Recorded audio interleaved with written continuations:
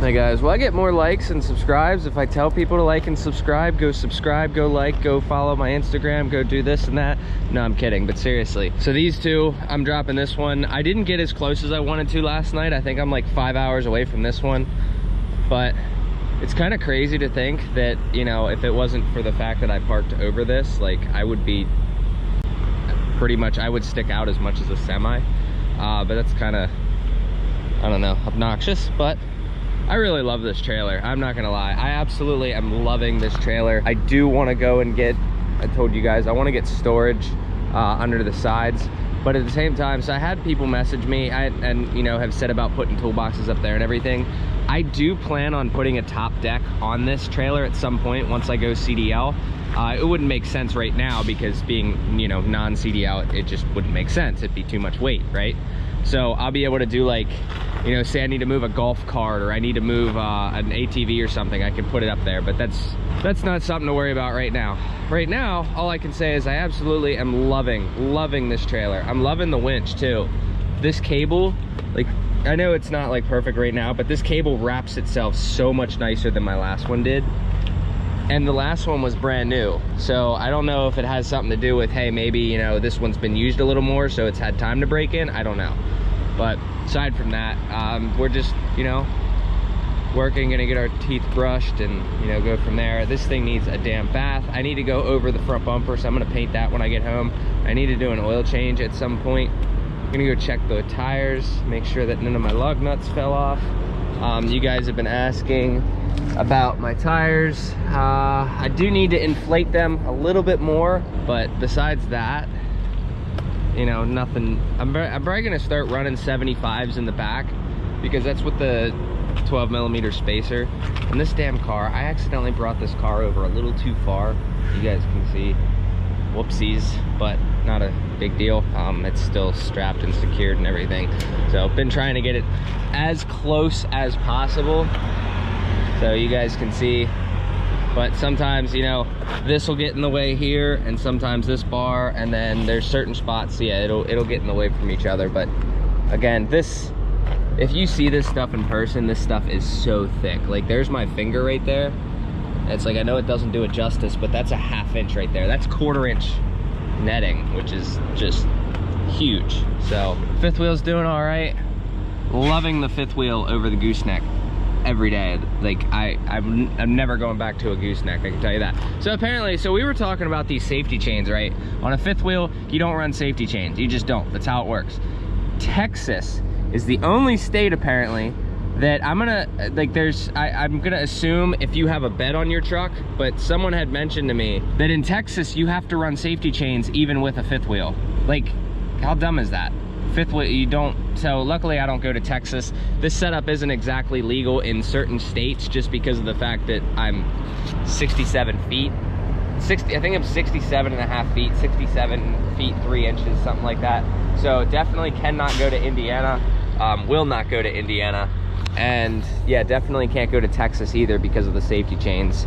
You know, worst case scenario, I'd say, okay, put the safety chains on that. But it's like the whole, like, a fifth wheel is not gonna fail going down the road. If it's gonna open up, generally it's gonna be within your first couple minutes of driving through a parking lot. Once you take a hard turn, it's gonna pull itself out.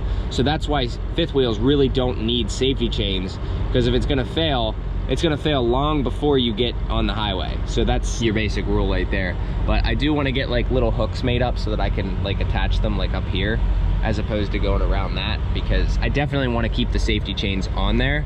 I just don't want, I don't wanna take them off. Let's just put it that way. Let's get this day going. Don't get moving. Look at this dude towing with his 3-wheel motorcycle. This guy's out here towing more than any of you squatted truck owners. Damn, he's nice.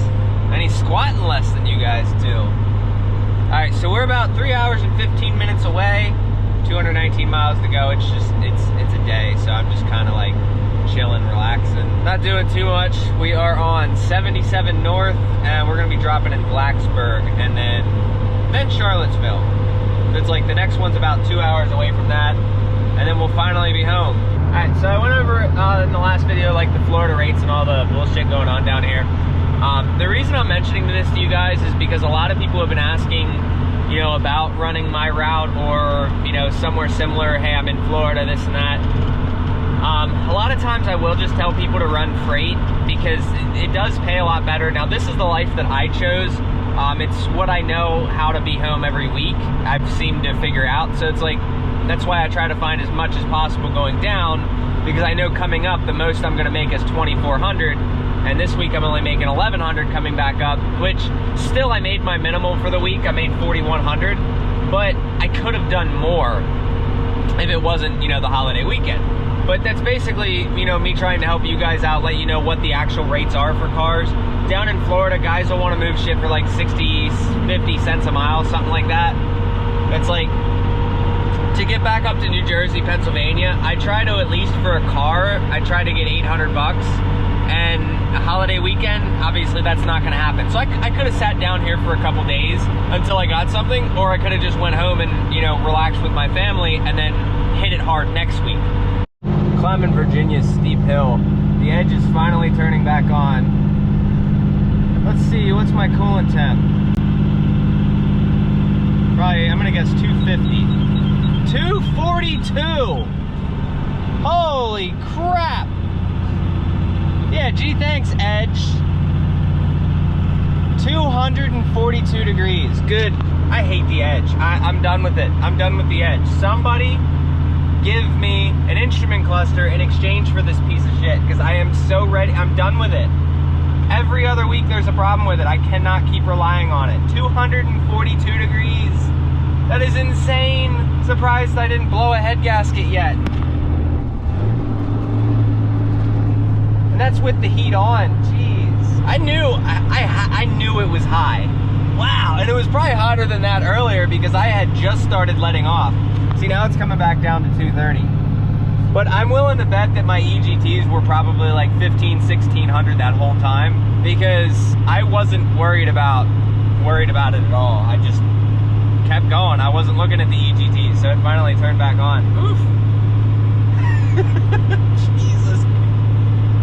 I want to mention, there is a lot of people, I don't know, there's people that really harp on the 12 valve. Oh, it can't handle this, it can't handle that. I was told that if I run my EGTs over 1200 degrees that I was gonna melt a piston, this and that. You know, I did the same shit with my common rail. I would run it, generally 1350 was the max I like to see out of my common rail. I usually kept it around 1300, and I would do that all day for like an entire day. It would sit at 1300 on the EGTs because of just the environment, right? I'll run it to about 1200 constant, but occasionally for like 20 seconds at a time, I'll get it in between 12 and 1600. Now, the higher I get it, the less I let it do it, but this thing sees a minimum of 1450 EGTs daily. Ever since I've started using it, okay? Sees it daily. Coolant temp, it sees 230 degrees most of the time daily. I know a lot of that has to do with the fact that the coolant's low because the sensor leaks. And by the way, a lot of people, if you're a mechanic, you understand you don't diagnose things, one, without being asked, and two, without actually like looking at the vehicle. And a lot of people are like, oh, your head gasket's going out, and it's like, a lot of people have misdiagnosed a sensor leaking. I have two sensors up front that are leaking, and everybody's like, oh yeah, it's a head gasket. No, it's not. Don't listen to those people. Those people are not mechanics. Sensors have been leaking, so I go through a little bit of coolant every now and again. This engine has seen some serious coolant temp, serious EGTs, and it's a 12 valve with 300,000 miles. It's seen neglected oil changes. It's seen a lot of neglect and a lot of abuse, and a lot more than it's physically rated for pulling, and it just does it. Alright, we're like 11 miles away. And yeah, 11 miles, something like that. Oh, I'm so ready to drop. GPS is weird sometimes. It'll tell you to stay in the right lane, and then it'll make you pick the left lane to go left. Alright, so I don't know if you can see this. There's this big hill coming up here, right? I'm gonna go over the numbers for you guys with the heat and how hot everything gets. So I'm coasting down, I'm in 6th. Cars are gonna screw me up. 77, 78. 78 where we're gonna peak, and let's see.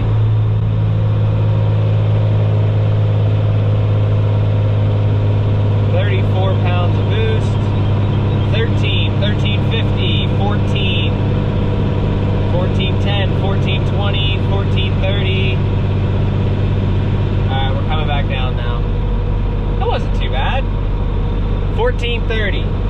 $199 on the coolant temp. I guess that hill wasn't as bad as I thought it was. I gotta learn to read sometimes. So apparently it is, she wants this dropped off at a supermarket. So I'm gonna give her a call now. Let this thing run, turn the fuel on, and we'll go from there. I'm gonna start getting this thing dropped a while,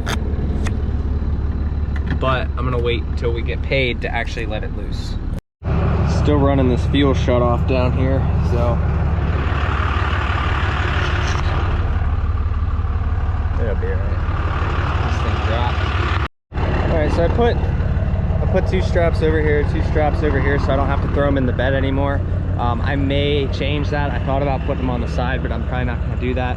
I'm just letting them sit down there. This one giving me a little bit of a fight, trying to figure out how to get that out of there without moving the car, but it's giving me a little fight. There we go. I think I got it. I think I got it. There we go. Beat the crap out of the camera a little bit. So just waiting on them to show up. I am not dropping it until I get paid, obviously, because it is a COD.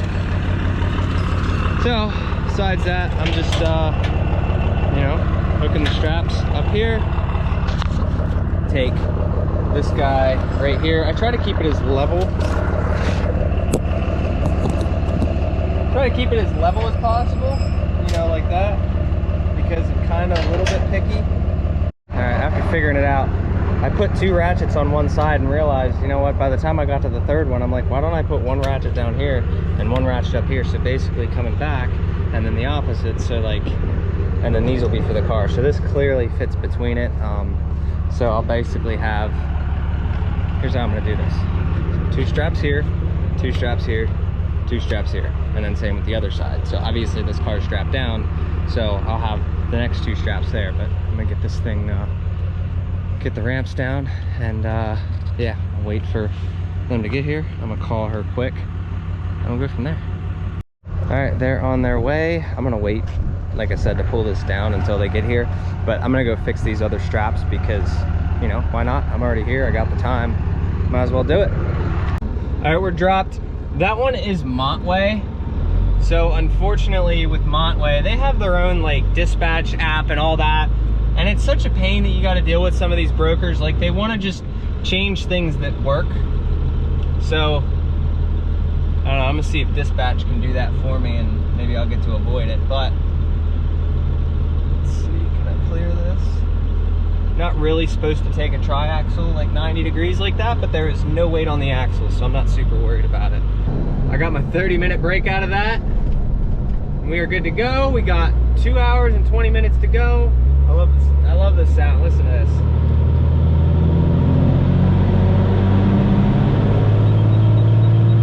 Just letting her eat all the way through.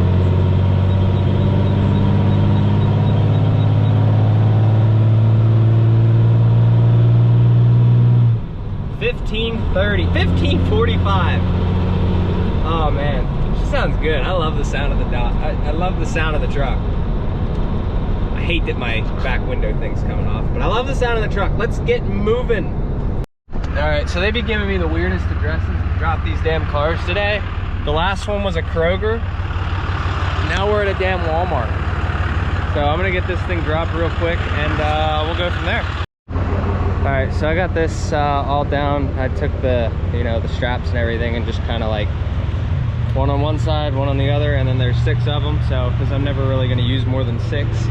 I want to get some spare tire mounts made on each side for these guys here. As you can see, it's slid a little bit, but I don't know how big a deal it is. So it's not like they're going anywhere. I have this sitting here because I'm going to be using that on the battery at some point. But in the meantime, just waiting on this guy to show up. So Walmart parking lot.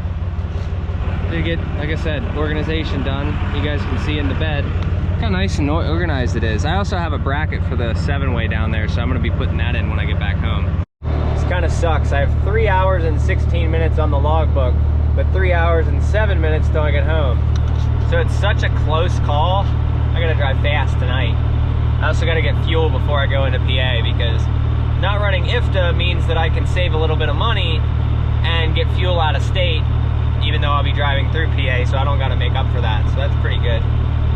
So look at that, yellow light just turned yellow. And yeah, so saying if there's a bad thing, I do kind of like that, but at the same time, it's like, I don't know, right now it's kind of nice I can save some money and not have to run it. But like I said, we'll be home in about 3.5 hours. All right, guys, real quick. I don't use Mudflap too much anymore, but this app, Mudflap, for your fuel codes. Link is down in the description. If you're out in the Midwest, these guys save you a ton of money. Right now, I am saving 23 cents off of a gallon, but a lot of times they save you a lot more than that. So go do it. If you want a good fuel card, if you sign up and you use it for the first time, you get $10, I get $10. That's about it.